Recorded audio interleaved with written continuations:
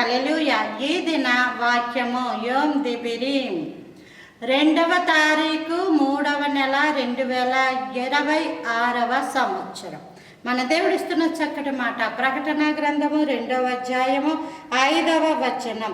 నీవు ఏ స్థితిలో నుండి పడితివో అది జ్ఞాపకం చేసుకుని మారు మనస్సు పొంది ఆ మొదటి క్రియలను చెయ్యుము. ఆత్మీయమైన జీవితంలో ప్రతిరోజు అడుగులు ముందుకు వేస్తూ ఉండాల్సిందే. ఇదే స్థితిలో ఇక్కడే ఉన్నానండి అంటే నువ్వే ఉన్నావు. కాలము నిన్ను దాటి వెళ్ళిపోయింది.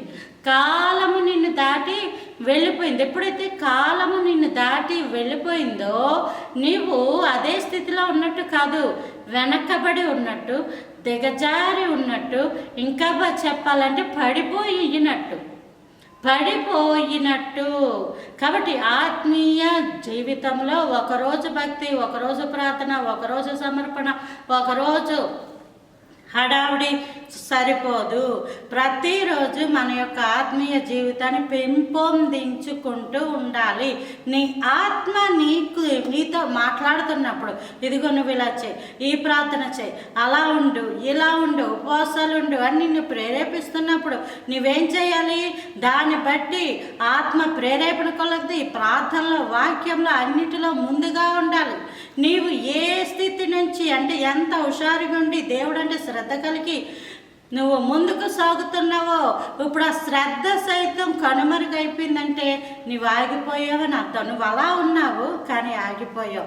నీ మనస్సు దేవుని మీద నుంచి తప్పుకుంది. నీ మనస్సు దేవుని మీద నుంచి పక్కకి వెళ్ళిపోయింది. దాన్నే మరలా మారు మనస్సు అంటే దేని మీదకైతే నీ మనస్సు వెళ్ళిపోయిందో దాని నుంచి మనస్సు ప్రభు వైపుకి త్రిప్పబడాలి.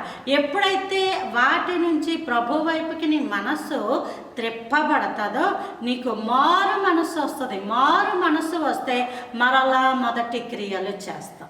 అంటే మొదట ఉన్నట్టు ప్రార్థనలో ఉంటావు, వాక్యంలో ఉంటావు. ఏమో నీకు ఇచ్చిన తలాంతులు ఏవైతే ఉన్నాయో వాటిలో ముందుకు సాగిపోతూ ఉంటావు.